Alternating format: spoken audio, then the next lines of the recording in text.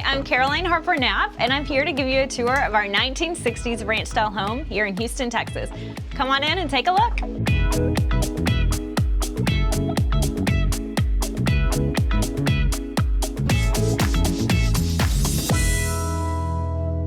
I invited Jennifer Barron over today to help me with the tour. She's the interior designer that helped me with the project and brought it all to life.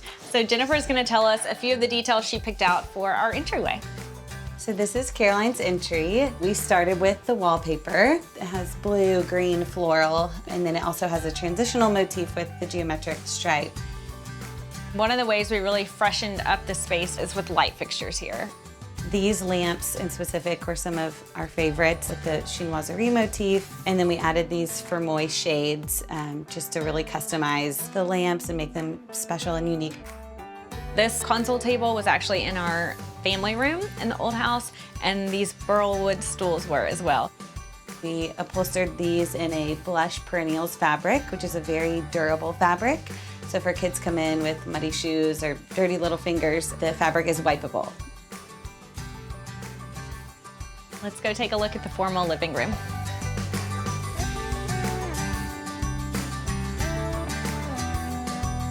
We didn't change the layout of the house in this front part, but what we did do is add the wood paneling. I think it adds a beautiful detail and makes the room feel a little more formal and special. We paired a lot of traditional elements with transitional, so a very classic floral and gingham pattern with a very vibrant, loud tiger pattern is just a really good juxtaposition of traditional and transitional and makes the space really interesting and dynamic. And then we also incorporated this large painting by Alexis Walter out of New Orleans. I've always been such a fan of Alexis, so it's like such an honor to have one of her pieces in this room. She actually worked with us when we were selecting the fabrics and pulled the colors in from the fabrics that you see into the art. Speaking of art, I think it's a really fun way to make a room feel fresh. This is by Sevy Marie. She's also a local Houston artist, and I love the mix of her super bold, contemporary, colorful piece above this traditional desk. I inherited these chairs from my grandparents and just recovered them, so whenever we're in this room or I'm sitting in the chairs, it's always nice to think about them. This is Caroline's dining room. We started with this beautiful custom mural wallpaper, very traditional in feel, but again, very unique to Caroline's home. What I really love about this space is the layers on top of the wallpaper. So we have these beautiful botanical prints as well as the rose medallion plates, and it makes such a statement on this back wall when you're entering into the dining room. If you'll head over here, you can see some more fun art. This is by local artist Saba Jada, and her style is much more contemporary, so I think it's a really fun mix, and it's kind of unexpected and not something you would typically think of seeing with the floral wallpaper. Another aspect of this room is the lighting. We did select a chandelier that is transitional in feel, however incorporates the floral motif. It's perfect for this room. Up until this point, we hadn't changed any of the layout of the home. Everything stayed its original ranch-style layout, but this is actually where we kind of mixed things up when we renovated the kitchen. We decided to add this wet bar and pantry to make the space more youthful and functional for our young family. We knew we wanted this space to be something unique and bold and different, so we came up with this beautiful turquoisey blue color, and then we took a big piece of antique glass mirror and cut it to create a backsplash in between each of the floating shelves.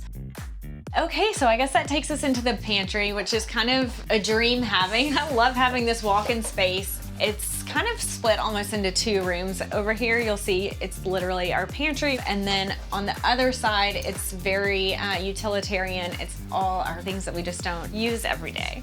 So even though this is a pantry, we still wanted it to be a pretty focal point when we're entertaining. It's right off the wet bar, so if the doors are open, we wanted there to be something pretty to look at. So we took the opportunity to display some of our blue and white platters and plates on the wall, which is another theme you'll see continuing into the kitchen. In the kitchen, we used quartzite for the countertops. Quartzite is a very durable material. You get all of the veining that you would in a marble, but it's a very hard rock. It's extremely durable, very family friendly. And another thing about the kitchen that you'll notice are all of her cabinets are inset. So the cabinets are not overlaid and don't touch each other, and this gives a space more open, more updated feel. We actually carried that same style of cabinets into the panel-ready refrigerator, which I love because it kind of just blends in with the rest of the kitchen and it's not such an eyesore. This is such a beautiful statement vent hood. As you can see, it almost dives into the side wall. Caroline and I landed on doing some porcelain on the wall, bringing in the blue and white plates, and it gives the space some dimension without changing anything structurally. Where we're standing now in the original home was actually a breakfast area, but we took in that space to have this huge island that we can all file up, do homework, eat breakfast. It's probably our most used space and flows nicely into our family room. If you'll head over here, we can show you our little breakfast nook. We had to be careful that we created a separate breakfast space and it wasn't overflowing into the living room. We drew in a custom banquette that is actually built into the wall and incorporated fabrics from the living room into the pillows in the space. So this flows right into our family room. This space, to me, was one of the most fun spaces to design. We brought in lots of color, lots of pattern, different textures. I love the fun fabric on the bamboo chairs. I think that's the fun statement piece in the room. We had solidified every fabric except one, and that was this swivel chair fabric. And Caroline came to my office one day and we were digging through fabric bins and we saw this one and it just clicked with both of us. The soft feel of the fabric, the soft yellowish color, just makes it very warm in here and perfectly pairs with all of the other traditional aspects in the room. Since the ceilings in the space are so tall, we needed a big light to fill the space. So we incorporated a two-tiered light that you can see from the kitchen and really fills the room.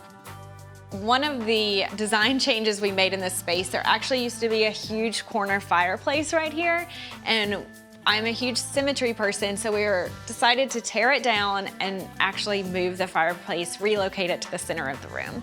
And when we did that, it really allowed us to make these beautiful built-ins where we can display family pictures and just things we've collected over the years.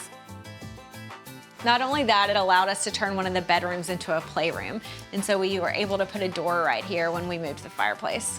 So this is great because now we can kind of keep the kids' toys hidden, but they're still right here close to the kitchen and family room so we can hear them playing.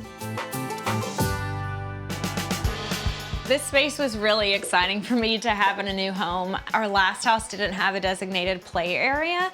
We wanted it to be a place that we could play, but also where we could conduct homeschool if needed. And as you can see, it is a playroom, but it's still very sophisticated and not too youthful. The wallpaper is a grass cloth by Philip Jeffries and it adds a lot of texture to the space. There's also a pin board that has been wallpapered in a sister parish star and dot pattern just to make it fun and exciting. This gallery wall is actually my favorite thing about the room. I took my favorite art that the kids have created over the years, and now that their art is displayed, they're so proud to come in and see it. It's a really cool way to decorate a playroom and add that personal touch. We didn't want a lot of furniture in this space. Our kids are still at a young age where they're doing a lot of floor play, so we kept it pretty open. We have this tiny little settee over here, which we pulled out the orange of this fun gray malin print. Having this designated play area has been such an upgrade, and then it actually serves as a great transition into the bedrooms as well. This is Knox's room. He's our oldest child. He's now 8 years old. This color scheme and the airplane art are all things that were in his nursery when he was born, and we've just kind of grown up with them. A great design tip is to think about how they can grow into the space. And another good design tip for kids' rooms is not going super custom on everything you select. So for example, this red lamp has a shade from Oka and it looks very custom, but it's just a retail option, so not super expensive, but adds so much detail and whimsy. Yeah, whimsy to the space. Now we're in Andrew's room. He is our middle child and he is 6 years old. He's our kindergartner who is obsessed with animals. So you'll see that's kind of the theme of the room. But this room also doubles as a guest room. So like when my parents come to stay with us, they stay in here and Andrew sleeps in the twin bed in Knox's room. Over here, I found this cheetah print, and at the time, Andrew was obsessed with cheetahs. He slept with his cheetah stuffed animal every night, so I knew it was the perfect statement piece for this room. And this is another fun example where we added ochre lampshades to tie in his favorite colors, green and blue, to the space, and it looks very custom, but it was a great retail option.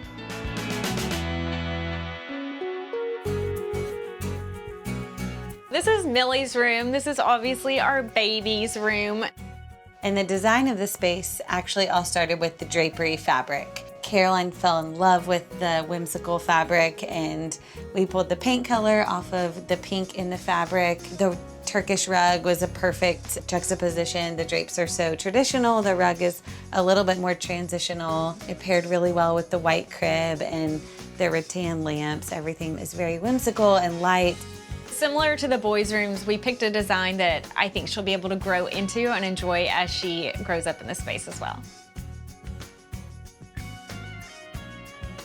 So this is our primary bedroom. One thing that I love about this space is our gallery wall. It's a fun personal touch to have all our family pictures from over the years and special pictures of the kids. And I love the gold frames that ties back to our light fixtures and the mirrors as well. And this corner allowed for a little space to have a work from home corner. It's a great way we can close the door and have a quiet spot if the kids are playing in the playroom and you need to knock something out. And so that leads us into our primary bathroom. So this space we completely gutted. It was a huge his and her separate bathroom, separate closets, and we wanted everything to be more cohesive. And what's neat about the reconfiguration is there's actually a hers and a his separate vanity. So instead of it being two separate spaces, they're in one space, but they each have their own area. This is a dream space for me. After living in New York City and then having such a tiny primary bathroom in our first home, this is the first space I've actually been able to have a soaking tub and my own space to feel like I can kind of come and have some me time as a mom.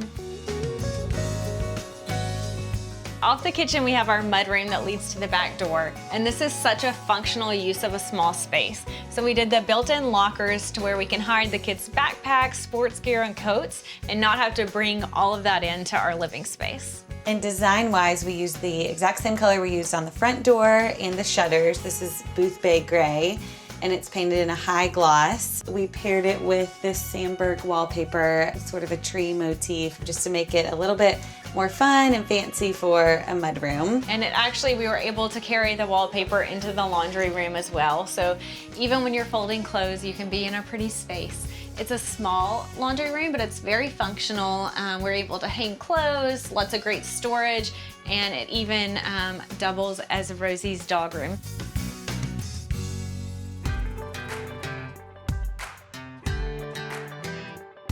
So this is a fun story. The first time we toured our house, the garage door was broken, so we actually didn't know this even existed. But we later discovered we had a hidden garage apartment back here. So you can imagine what a perk this was during COVID. This became Fred's home office during lockdowns, and now we use it as overflow space when we have family visiting. It's kind of our guest suite. It's tight quarters, but we try to be very intentional with our use of space. They have a living space, working station, and we even had room for a little mini fridge and coffee bar. So we also have a closet here where they can store their belongings and a full bathroom. So guests have everything they need.